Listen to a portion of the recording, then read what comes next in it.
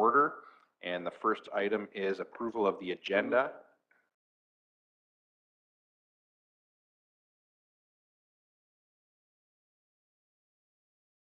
Oh, there it goes. So moved.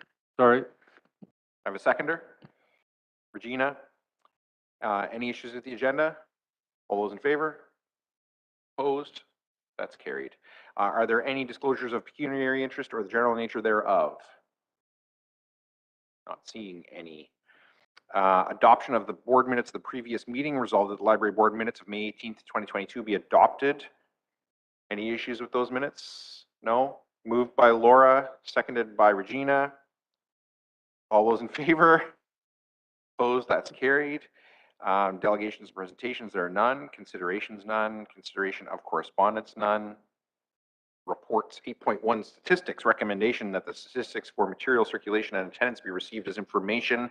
And before I ask for a mover and a seconder, Lisa Marie, is there anything you would like to highlight for the board on those statistics? Thank you. You'll see that they look a little different this time. I'm working through making some changes. There'll be slow progress in the changes as possible. For branch attendance report, I wanted to highlight to you how well we are doing in our attendance at our branches. We're well above last year's attendance rates. We're still below in the 2019 dates, but Ingersoll and Tillsonburg are not yet back to their regular hours as well. So while we look to bring those branches to regular hours in the summer and fall, hopefully start to see the attendance continue to improve over the next little while. And we have some ideas in place in the fall for things that we can do to start ramping up that attendance as well. The computer use statistics, I did not yet look at the 2019 data for this on the sheet that you were given. I can tell you, I looked at our total to review, and we are still below in our compare 2022 to 2019. But we've noticed changes, or people's habits have changed. The way they used to come in and work in the library is different than they are now. I wonder if we might start to see less use of our public machines as more people maybe got their own machines while libraries have been closed. Our Wi-Fi is doing exceedingly well, as you can see, so that might be where we see those adjustments. And we've also taken out public use machines in some locations for space considerations. So I believe KIPP had 3 machines and I now have 2 because they just didn't have the 6 feet apart space to be able to have 3 machines in that location, as an example. So that's what we'll have to continue to look at. We are on the rise from 2021, but when we go back to that last regular year of service, there's probably going to continue to be fluctuation and change. And circulation statistics, our physical circulation is up in compare both 2021 to 2022 and 2019 to 2022. So while our door counts and our attendance are not yet there, our circulation is up. So that means people are using our physical materials again. And then with our digital circulation, I've broken them out a little different this time to give you the percentage change for each type, so that you can kind of drill into a little bit more and see where there are changes being made to how people are using our material. So one thing of note is that like our use of tumble books is well down. Remember that this time last year, schools were online, students were at home, so they may have been accessing some of that material a lot more than they are in 2022. Our digital audio books are well below as well. I believe that probably all stems from where we were this time last year. We saw a large dive in April and May this year compared to last year. And when we think of what was happening last year, I wonder if that might be part of it, as people were using digital audiobooks a little bit more while they were working at home or looking for ways to entertain themselves in a manner that they may not have time at this moment any longer. We're seeing our total digital circulation still below. I think that likely going to continue as we see the physical circulation returning, people are coming back physically and using material. And the situation has changed where people aren't necessarily going to use our digital material to the exact way that they did during the pandemic. I haven't yet looked at the 2019 data as well for this. I think that might be an important piece. I just want to make sure that definitions of what goes in which pot are correct before I do it for you. So hopefully by September, I'll delve into that data to make sure that I'm comparing apples to apples. Any questions for Lisa Marie on that report? David?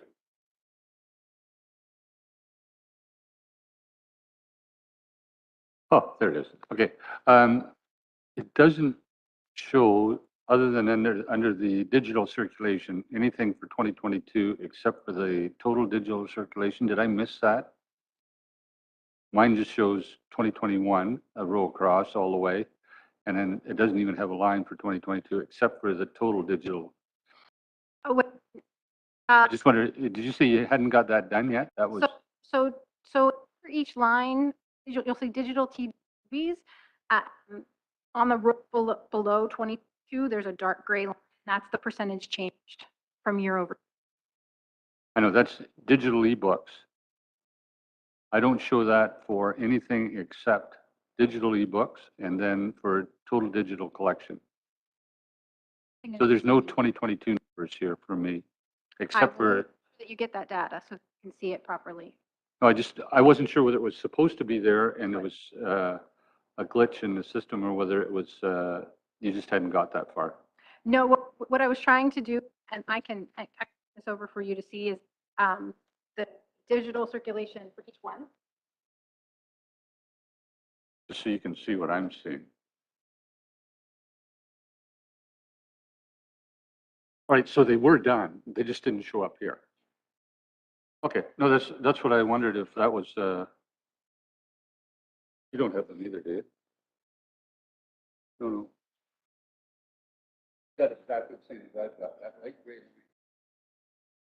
We'll look into what happened whenever they reported or that they went missing. They're So- there, and I can send you those are PDFs.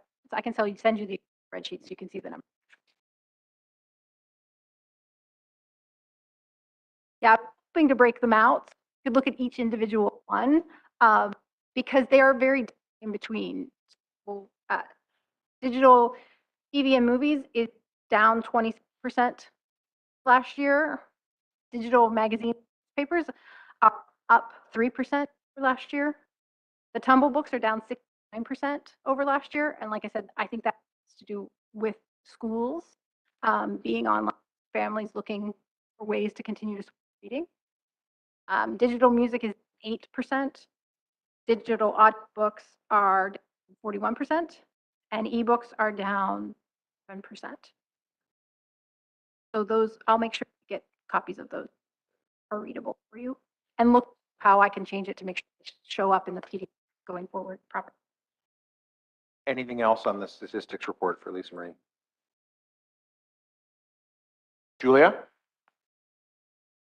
I just wanted to say I really liked the new format, including the year before the pandemic. I like how it's laid out.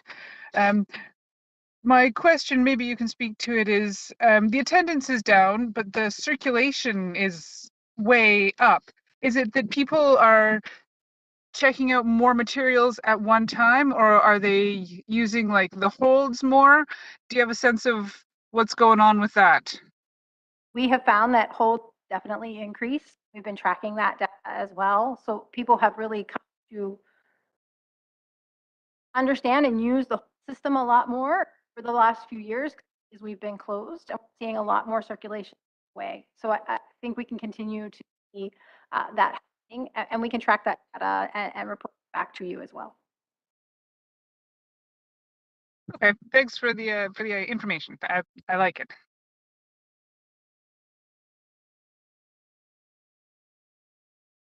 Just keep trying. Sometimes it takes a few minutes. I've done it at county council meetings. Just keep trying. Is it on the button on the side? What is it? I would give you this, but then it's not going to work if I move it. Yeah.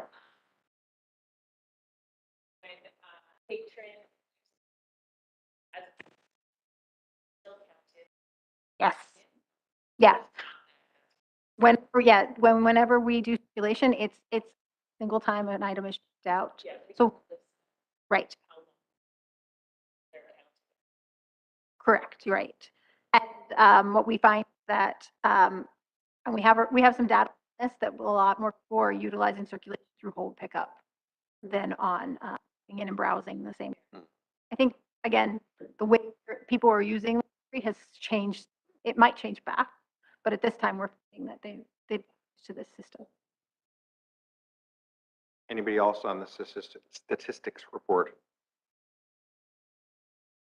Then could I have a mover and a seconder that the statistics for materials circulation and attendance be received as information? David and Regina. Anybody want to speak to that? All those in favor? Opposed? That's carried. And 8.2, 2022-08, 2021 Oxford County Library financial statements. I think, Lynn, that was your report. So is there anything you wanted to highlight in there for the board before I ask them for questions?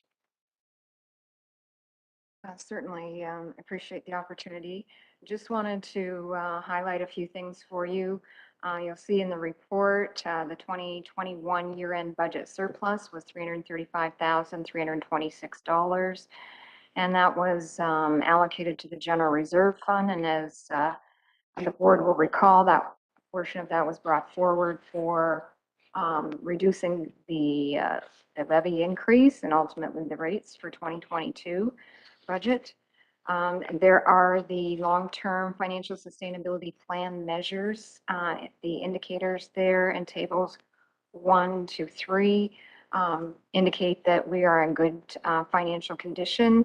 Our current ratio is hovering right around 3, which is quite impressive on a financial statement. Our debt per household is down to $6. You may recall that the Norwich debenture was retiring in 2022 as well. We've got the Tillsonburg debenture, which retires in 2023. In terms of the budget surplus, there is a breakdown there in table 4 of the report indicating that the majority of it is staff related. Of the $335,288 relates to salaries and benefits. And of course, that's because of the reduction in hours due to COVID. There were also some savings in operating and program expenses, again, due to the restriction and the amount of in their level of service provided over the course of the year. And in 2022 or 2021 rather, $11,872 of COVID related expenses were covered by Safe Restart funding from the federal and provincial governments. If there's any questions specific to the financial statements, I can certainly address those. Questions for Lynn on the financial statements? Regina? If you get one, just leave it on. There we go. Can you hear me? I'm so short. Okay. So, sorry. What is which chart would I find the total,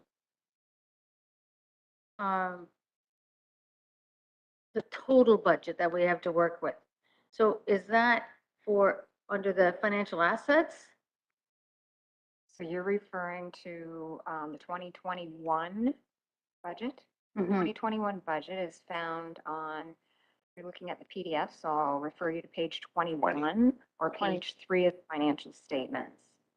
You can see the column in the middle is the actual expenditures, and the column immediate to the left is the budget for 2021. Okay, thanks.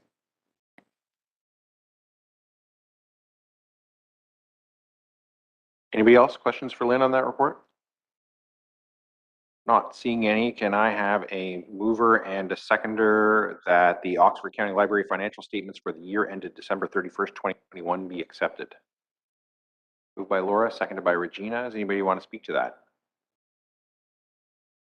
All those in favor? Opposed? That is carried. Thanks, Julia. 8.3, 2209 librarians report. And Lisa, anything you want to highlight in that report before I ask the board for questions? Thank you. I think the most interesting or important part here is the drag story times attendance. So Ingersoll Library saw 7 people attend the event, which is amazing. We had 40 adults and 30 children attending. And with that, Ingersoll OPP detachment came through, did a walkthrough as well, and walk through and welcome people to the space to make sure people were comfortable for the space. And the Tillsonburg branch, 22 people in attendance. I don't have the breakdown of children versus, but they also had a lovely time. And that event was the first time it had been held in Tillsonburg. So I think that was a great attendance for the Tillsonburg as well. Questions for Lisa Marie on the librarian's report?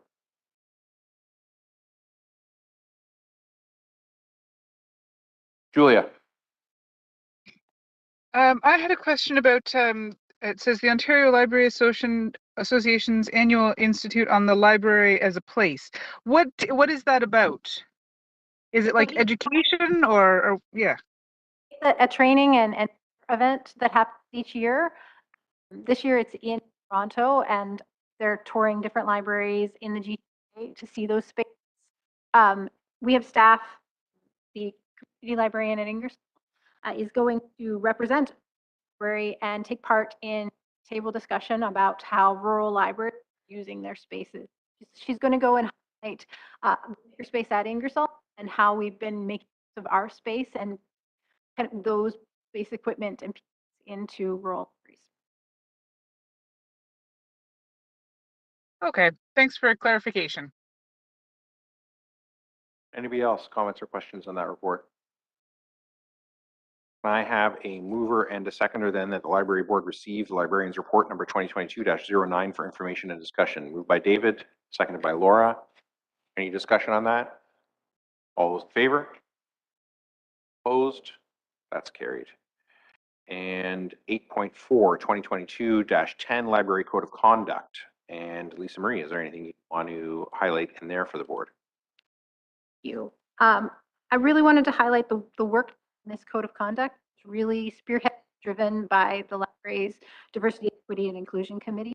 So that would be in how it's been changed of 16 following the library to those 3 more positive outward facing behaviors we're looking for from the people who come to the library. Any questions for Lisa Marie on that? Yeah, Julia. I had a question about like under the procedures, it says refrain from foul, abusive, or discriminatory language. I think we need to get a thesaurus out and add a few more words to that. I was thinking like, disrespectful, like, because there's all kinds of ways that you can speak to people that isn't foul or abusive or discriminatory, and they can still be horrible ways to speak to people.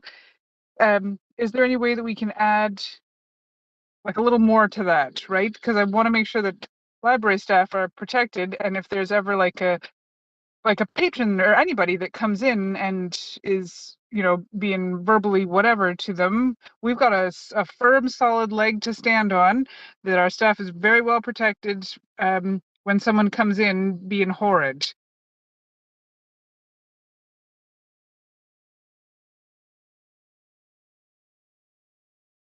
Can look and do some investigation to see whether other libraries have used in that instance. If you'd like to take it, we can do some more work on it and see what else we can bring to the table.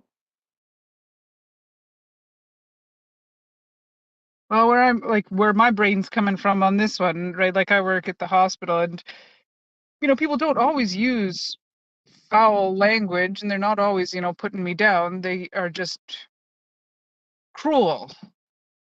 I don't know what other words to sort of add, but I want to make sure that our staff is well protected if anything does happen, if someone does come in and we have to take it further, and maybe whatever we do to disruptive patrons, I want it to be really clear that we support our staff.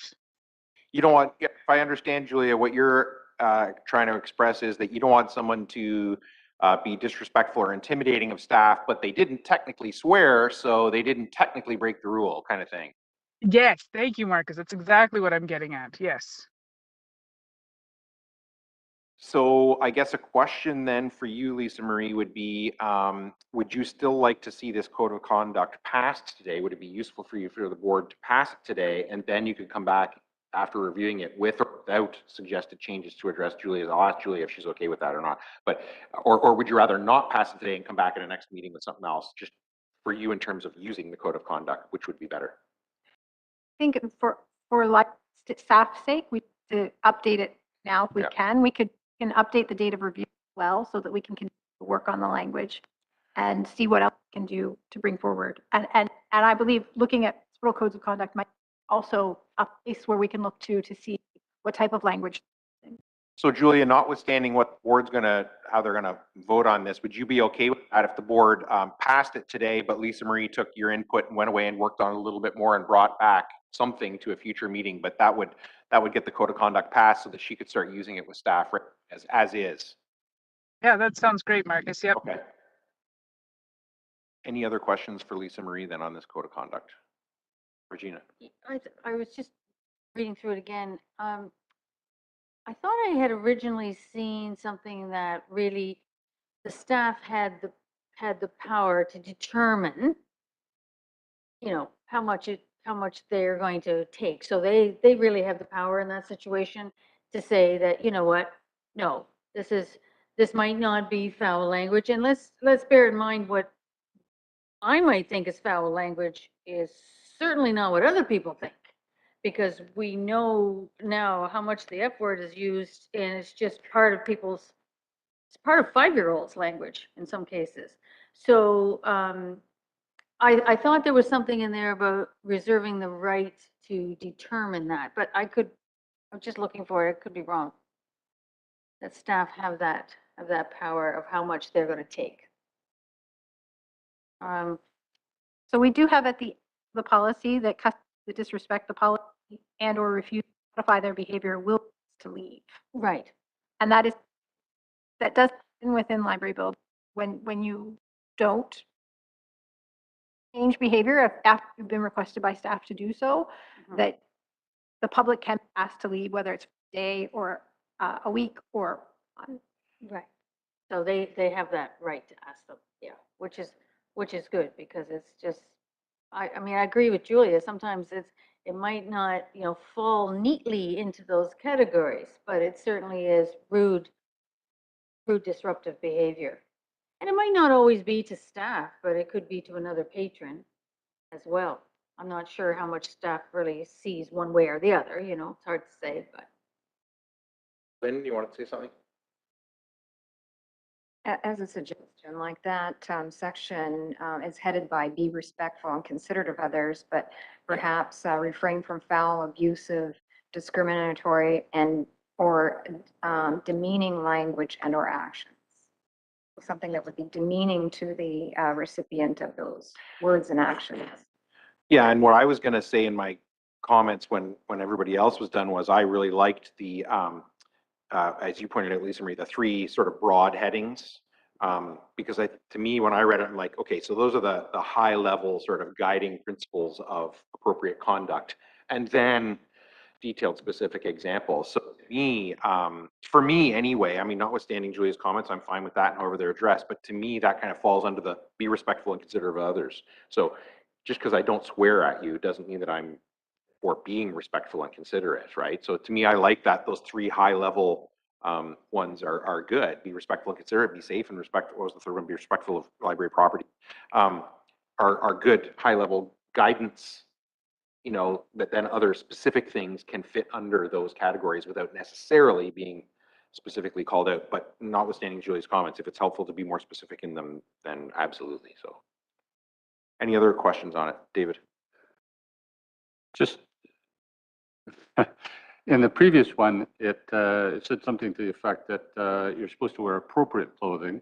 In this one, we've downgraded it a little bit to say where you just have to wear clothing and footwear. And that opens it up considerably from the last one. I wouldn't suggest that we include wear appropriate clothing because I'm not sure what appropriate is on any given day. And when I look at a number of people in the community, apparently my understanding of appropriate is not common for a lot of people. So boiling it down to wearing clothing and footwear, I would suggest is probably as minimalist as some of the clothing that we see on certain people in certain situations. I don't know whether we want to work on that or not, but that's just a comment that maybe appropriate might have been an appropriate word to have in there, but one of those anymore, I'm just not sure. When we're done passing it, I do have another comment though I'd like to make. So I would really personally rather not put in appropriate because I think, I mean, first of all, there would be some people who would say that there was people at the drag story time who were dressed inappropriately. And I think the whole point of the drag story time was, no, they're not, they're dressed, and that's it. Appropriately or not is not up to me. And the other thing is, I'm aware in particular of a lot of discussions in the last 6 months to a year in a lot of schools around what is appropriate dress and what is not. And,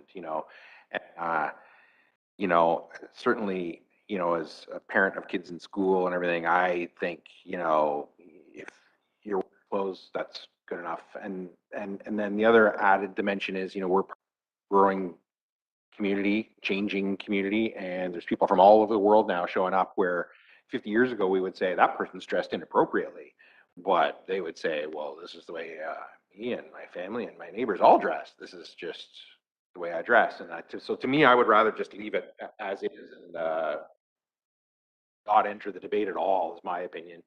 If you're legally dressed when you come in, frankly, to me, I don't even care about shoes. Like, you don't want to wear shoes, that's none of my business. Like, so. Any other questions before I ask for a mover and a seconder? And I need a mover and a seconder that, where am I here? That the library board approve the revised and updated code of conduct, formerly rules of conduct, as attached to report number 2022-10. Mover and a seconder, moved by Regina, seconded by David. David, did you want to speak to it, or was there something else after? All right. All those in favor? Opposed? That is carried. And David. oh, it's back. Under just a minute, make sure I get the be respectful of library property. Second bullet point: clean up after yourself. Recycle and throw out your garbage in the bins provided. So the question here becomes, as a county that is moving towards zero waste, or hopefully moving towards zero waste, or at least we said we're moving towards zero waste, the whole issue of at what point will all county facilities become waste-free facilities, and therefore if you bring it in, you take it out, sort of thing. And one of the ways of doing that is simply to take out the garbage cans. I'm not suggesting that this is a discussion for today, but I did think maybe I'd just throw it in there since it comes up under code of conduct, and that maybe we should be looking at, how do we make all of our county facilities, but in this little room, how do we make our libraries a waste-free facility? I think it's one of the ways that libraries can demonstrate leadership to the community, and you do it in a little place, and pretty soon it grows from there. So, and having said that, Lisa Marie, Township of Southwest Oxford is trying to make all of our facilities waste-free, so pushing it from that angle too. And 8.5, 2022-11 collection development policy. And Lisa Marie, is there anything there that you want to highlight for the board? Thank you.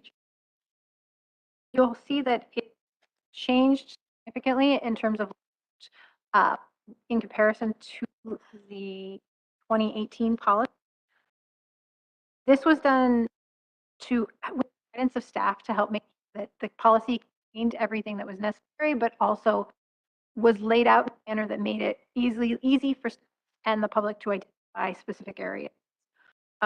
We also added 2 sections with the Guidelines Council, Ontario Public Libraries Guidelines Council in mind. So the Guidelines Council asks for an Indigenous awareness and reconciliation piece. So we've added the Indigenous, Inuit, and Métis material section, and the guidelines ask as well for information on diversity being added to policy. So we've added diversity and inclusion collection section of the policy.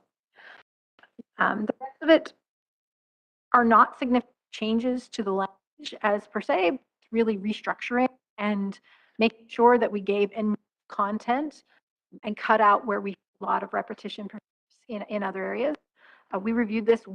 I reviewed this closely with the librarian team to make sure that we were giving them the tools necessary to be able to make the collection decisions as they make them. But I welcome any comments, questions.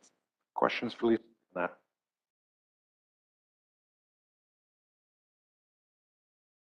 I've always been a big fan of that these kinds of policies are no good unless they are, you know, presented in a format actually useful to the people who are supposed to actually enact them. Otherwise, it's sort of like it feels good that we said to do those things, but then when people go to do it, it's not actually conducive to them actually executing. So I'm a big fan of this format change here, and that it was developed with the input from the librarians, who are going to be the ones who are actually going to make it. Because in the end, the residents don't really care about the policy; they just care about is what I on the shelf, virtual or otherwise, is it there? And that's what this is on. So I'm a big fan of that. Are any other questions on this, Regina? Just curiosity, really. The part about request to reconsider material, is that used a lot? I don't believe it's been used frequently here. Yeah. In my former position, it was used regularly. Do you know that across America, the requests for removal of library materials is on the rise? So we made sure we strengthened that language within this policy with that in mind, so that if something were to come, we had a good section of information available to be able to help back up the librarians and for the public to understand what the process was. No, that's good. I just wasn't sure, you know, how much it was happening here. David?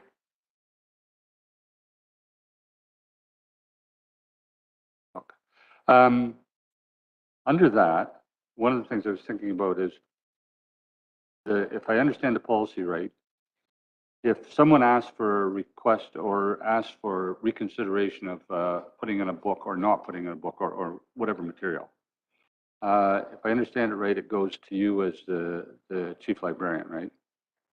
And it would seem to me that whether it's there or not was probably your decision in the first place.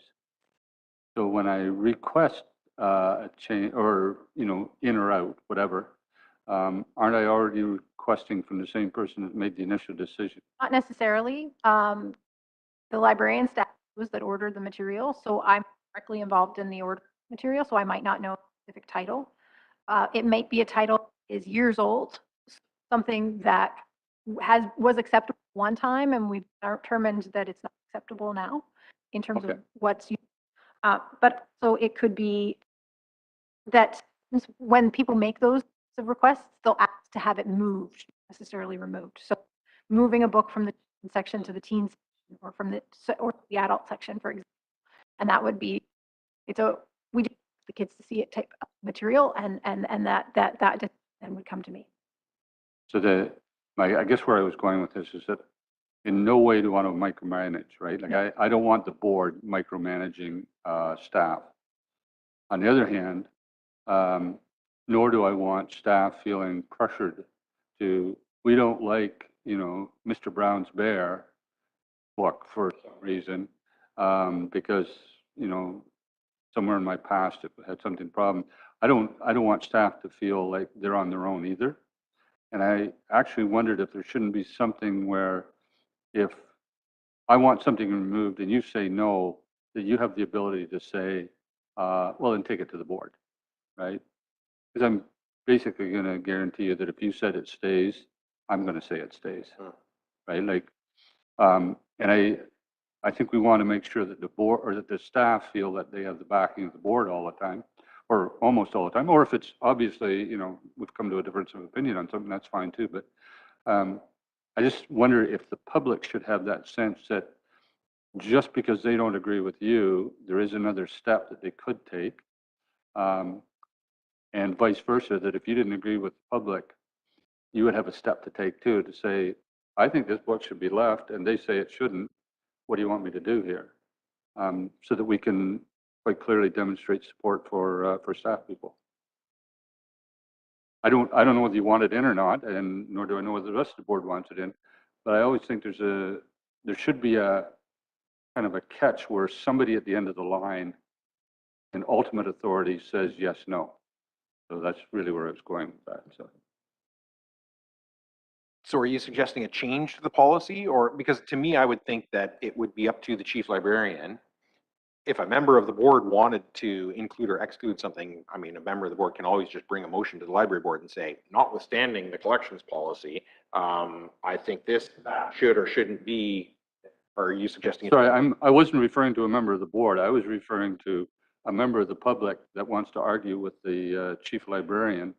And What I'm suggesting is that if you with the chief librarian is like, no, I think it stays in, that member of the public could always come to a member of the board and say, I want you to take it out, put it in, or whatever.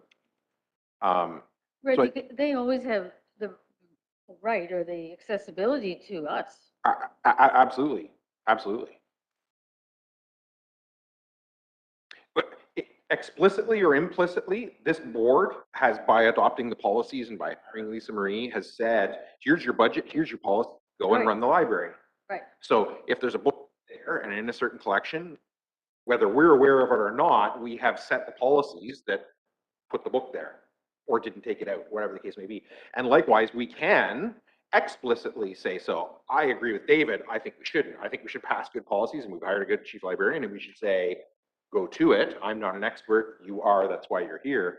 But I'm just suggesting that, to me, that mechanism exists for a resident. If they want to say, I don't think that book should be there, they can always approach a member of the board and say, get that book out. Now, whether the member of the board does that or not, whether the rest of the board agrees or not, is another matter. But I think, to me, the mechanisms exist. But the question was, were you suggesting a specific change to policy, David? And I was asking the question about, should there be? The reason I asked that is because the average person in our county doesn't know, A, who's on the board, or B, when they get told by the librarian that, okay, I'll ask the chief librarian. Citizen A comes walking in the English library and says, I don't think that book should be on the shelf. And they say to the librarian, and they say, oh, the librarian says, oh, okay, I'll ask the chief librarian. And the chief librarian says, no, it stays.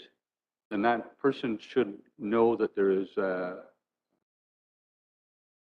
system for saying, like going above the protocol or the system to say, I want an ultimate decision. The Supreme Court of decision-making is this board, right? I don't know whether it needs to say it in the actual policy. I probably suggest it should, but people should know that Yeah. if they disagree with Lisa Marie, that's fine with me. I don't care whether they agree with you or not.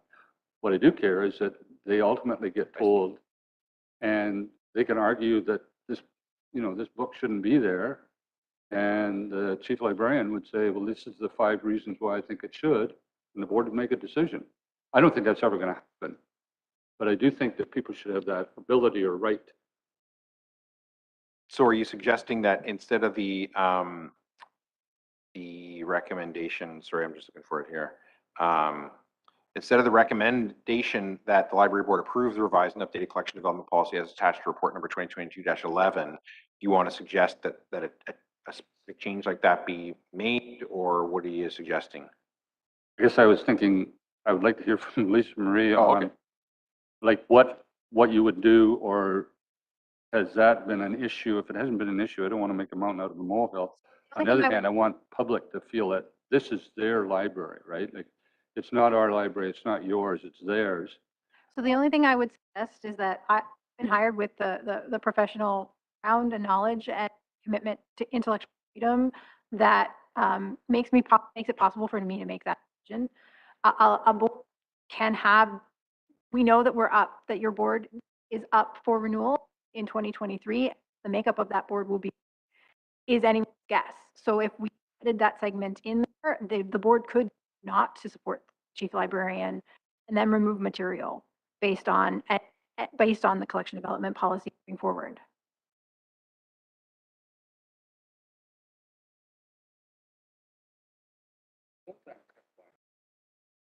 Okay, there it is. But the reality is that every board can tell you yes or no. Right. Right? Like, might not be what I want to say, but I might have to tell you, sorry, no, that book does go, or no, that book does stay. And so that's where I was, ultimately, the board needs to remember that they're responsible. Whether it needs to be there or not, I don't know. I'll leave that on. Regina, Well, and Oh. I think, oh, sorry, go ahead, sorry. am I on? Oh, okay. Yeah, go ahead. I think though, as you say, like, they, even though they might not know the names of the members of the board, if someone is really determined and saying, I don't like your answer, they know that they can go to the website and they can find the members of the board.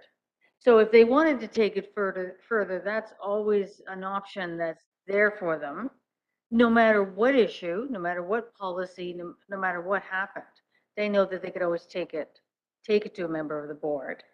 But so I was thinking it doesn't necessarily have to be in the policy for them to have access to that. I guess that was my point, really, because they could call us about anything, like, that, typically they don't, obviously, because of, in our experience, we really haven't had it happen.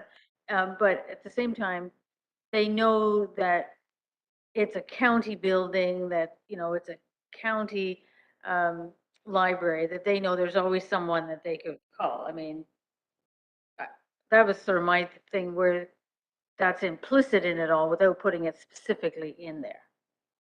I don't know. Because if people are determined to find a way to get their voice heard, like, they will just go like way above us if they really, really want to. I guess it depends on the level of determination. Julia?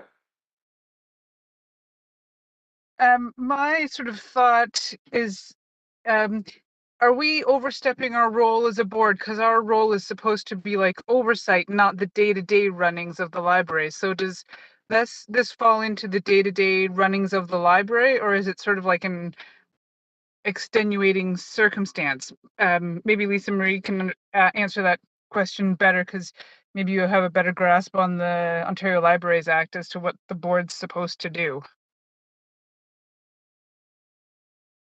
I would have to investigate further into other libraries' policies to see how it is structured in other library systems. I know some of the larger systems whose policies I reviewed in the last year or so usually left it with the final decision with the CEO or chief librarian. But I could do further investigation and bring that back to the board or report on that, so you're aware of exactly what it looks like across Ontario, to determine that you're making a move that fits within the framework that is used by most library systems. And David? I think maybe the simpler way would be just to make sure that the chief librarian knows that if someone's not happy with the decision, that the board wouldn't be upset if you encourage them to take it to the board, or, which I assume you would do anyways, right? Like, I'm just wanting to make sure that the public does have access to, Court of Appeal, if you want to call it. And as long as people know that they can argue that some book that they find totally offensive might not be offensive to the board, or vice versa, a book that they think is totally appropriate, the board for some other reason besides the chief librarian thinks that it's a reasonable book, might think it's perfectly okay. So as long as you have a clear sense that the board would not be upset if you said, I had this request, I think it should be turned down, what do you think? And I think part of the procedure that if a challenge came in, that a report to the board regarding that challenge, and that the letter that the members of the public would receive after a challenge could state that they could be, the process or delegation to the, so that they know that avenue was there for them. Thank you.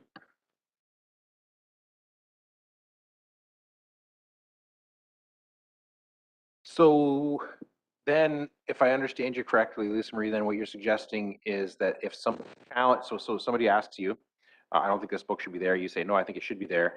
They challenge it.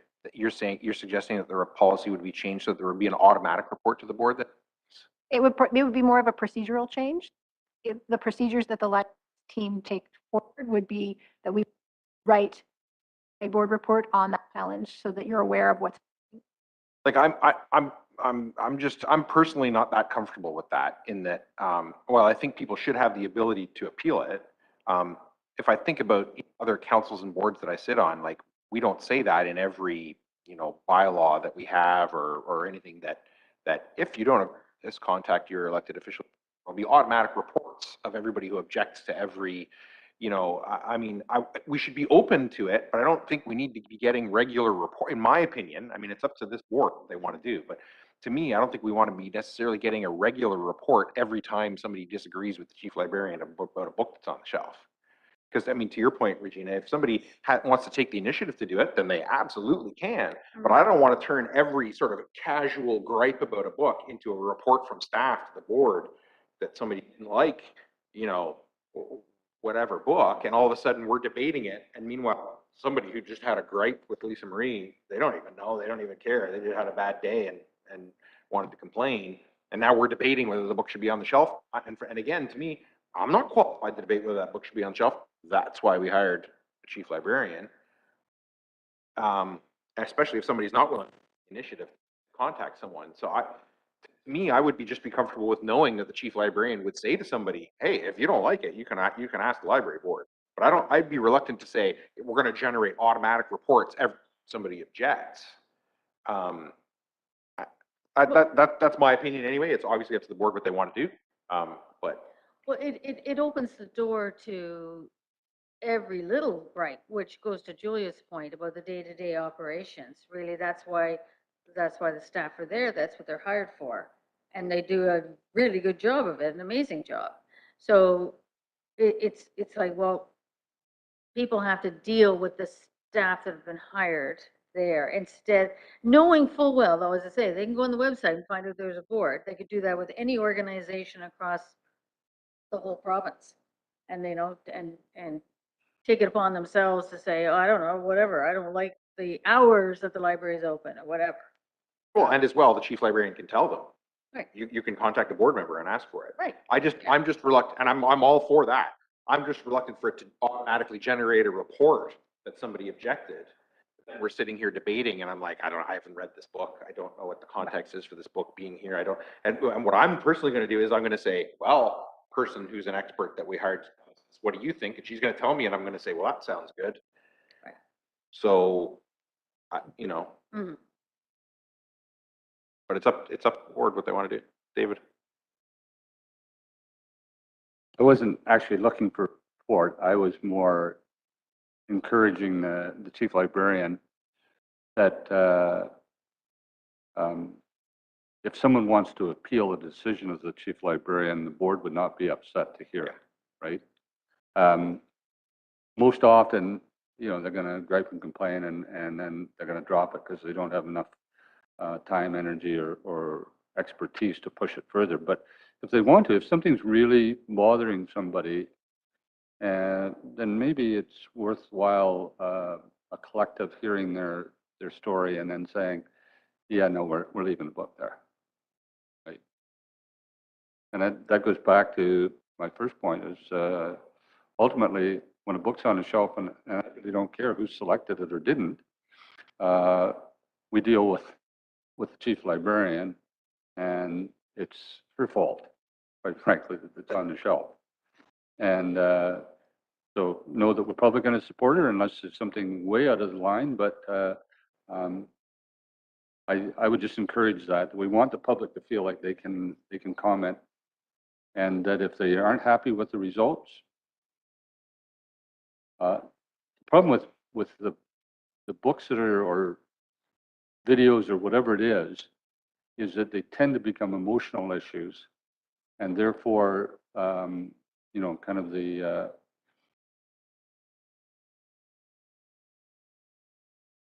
word there. Anyways, the intellectual sort of value of something may be left or lost, and that's where I would, to your point, if an independent person said, no, I'm pretty sure it should be there. I'd probably agree with that. But I do think they need the ability, because it is usually becomes an emotional issue, to be able to say, I really want to push this to the very limit. Fine, I'm willing to hear the limit. And then say, now we're going to deal with it.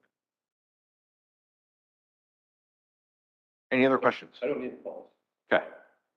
Can I have a mover and a seconder that the library board approve the revised and updated collection development policy as attached to report number 2022-11? Moved by Laura, seconded by Regina. Anybody want to speak to that? All those in favor? Opposed? That is carried. And 8.6, 2022-12, Oxford County Library Board adoption of county policies. Lisa Marie, is there anything you want to highlight on that? Yes, Mr. Chair. So with this kind of passing of policies, we were looking at what was outstanding in terms of reaccreditation. And it looks like the last time the board formally adopted these policies and forms was done in 2015. I think it was 2021, we brought forward, yes, it was, brought forward the health and safety policies and the Oxford County Health and Safety Policies for passing. In an effort to move quickly on making sure that everything passed, we put together a report to just pass everything again for all of policies that are part of the Oxford County General Policy. There are some things that don't necessarily apply to the library, like water and sewers, financial services. But this was done in to make sure that we had everything. We would just pass everything, and then moving forward, we would only bring forward policies for renewal that were necessary for the operations of the library. Questions for Lisa Marie on that report? Seems like a sensible approach to me. I have a mover and a seconder then that the library board approve formal readoption of all county policies and forms as found in the Oxford County General Policy Manual as governing the operation of county library services and staff. Moved by David, seconded by Laura. Anybody want to speak to that? All those in favor? Opposed? That is carried. And 8.7, 2022-13 policy date. And Lisa Marie, is there anything in there that you want to highlight? Thank you, Chair. So you'll note we put a date in the recommended resolution for you. We looked at what policies we have outstanding, and I believe it's somewhere around 7 or 8 policies that are still outstanding that the library staff are currently working on that are required for reaccreditation purposes. We looked at the current meetings that are set up within the. So we have September 19th. We're supposed to discuss the draft business plan for 2023 at that time. October 17th, where we're to discuss the budget at the time. And then the election, we have a November 1st meeting as well. What I was suggesting is that we bring forward a meeting sometime in summer, perhaps, where we can meet and just go over these policies that we have almost ready to go for you. So ensure that we're continuing to be online and ready on schedule as necessary for reaccreditation purposes. The November 21st meeting, if we were able to forum for that meeting, it would be important to potentially hold on to just in case we come up with questions or necessary items for reaccreditation, but it could be canceled if we didn't find that that's necessary. So before I ask anyone else for questions, November 21st meeting will be. No, November 21st is the final meeting, is the current scheduled final meeting. Before the new term of county council is sworn in. Correct. So it would still be this board. Yes. No, wait, when are you? That's what I'm asking, because it changed since, so when's the inaugural of county council? It's before the 21st, isn't it? This term of council ends on November 14th. Yeah, so the November 21st meeting won't be Needs to be happening at all. But it could be November, 2 weeks prior. Yeah, to that. it would, if there was going to be a November meeting of this board, it would have to be before the inaugural of the new council. Yes.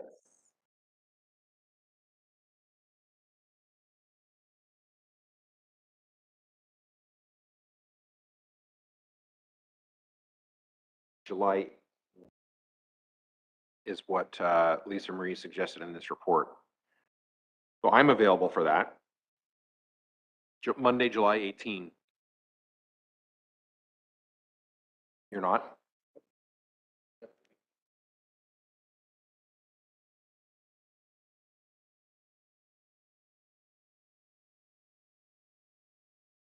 I can do the 11th.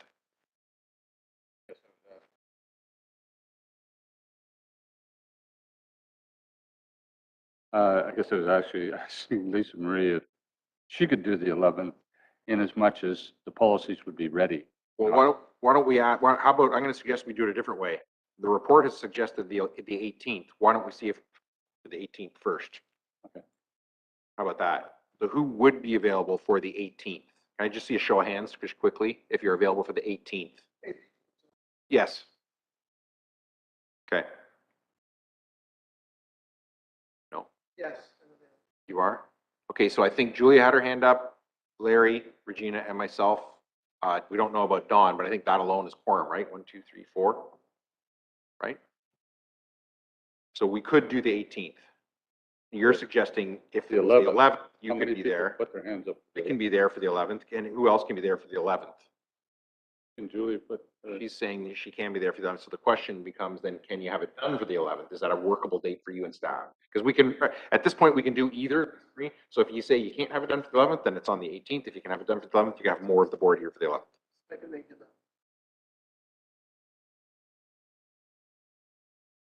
For policies, yeah, I can make that happen. by- 11th? So why don't we, if everybody's good with 11th, why don't we do 11th, that we have more of the board here? And then you're going to look at the schedule around November meeting and whatever that might be.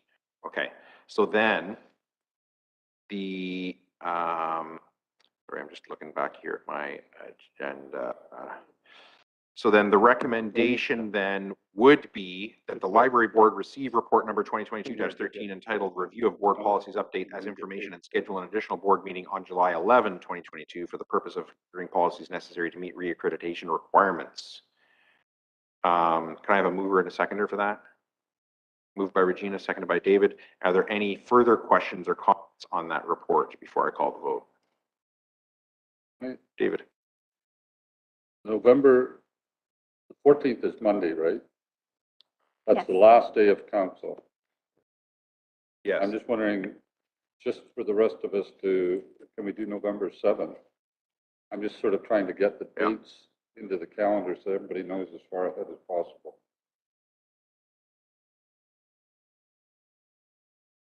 More lead time, the better for most people. I look to staff as well, like, So November 14 is the last day of that council. I would rather not do it on the last day of council. Yeah, I think it just looks, the optics aren't good. yeah. Yeah, I mean, the week before it doesn't always look great either, but I mean, at a certain point, you have to keep doing it, right? This is about accreditation though. Yeah. Like really, and 7th? moving agendas forward, but Yeah, if we need a November meeting, I would suggest we aim for the 7th, that's all.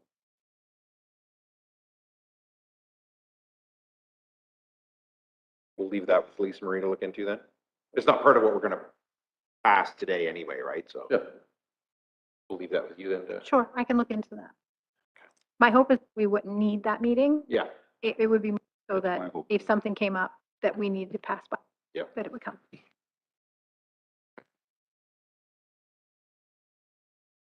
Then, did I get a mover and a seconder for that? I think I did. Any other comments or questions on it before I call the vote? Julia? Are we thinking 1 o'clock again? I think that would, yeah, generally, it would be well, if we need it. Sorry, are you talking about the July the 11th or the November the 7th? July the 11th. Yeah, I think what I was looking at was 1 o'clock. I kind of just assumed that would be the case, so yes. Okay, Okay, just clarifying, thanks. yep, thank you. All those in favor? Opposed? That is carried. And no unfinished business, motions, new business, any new business inquiries or comments? I guess I would just have one comment, and that is just in general, Lisa Marie, I'm happy with the new kinds of reporting on the statistic. Uh, Certainly happy with the drag story time. I wasn't able to attend, but really happy to hear the numbers and the atmosphere around it, and just a general sort of thank you. In that, you know, whenever you have staff come on board, you know, you're not always, you're almost never happy to see your previous staff go, even though you're happy for them to go into retirement. But it always has to be an opportunity for staff to come, and we're already seeing new things happen here now, which is why you're here. So thank you, and just want to be encouraging of more of that. I think you heard generally positive comments from the board too about the statistics report in particular. Anything else before adjourned?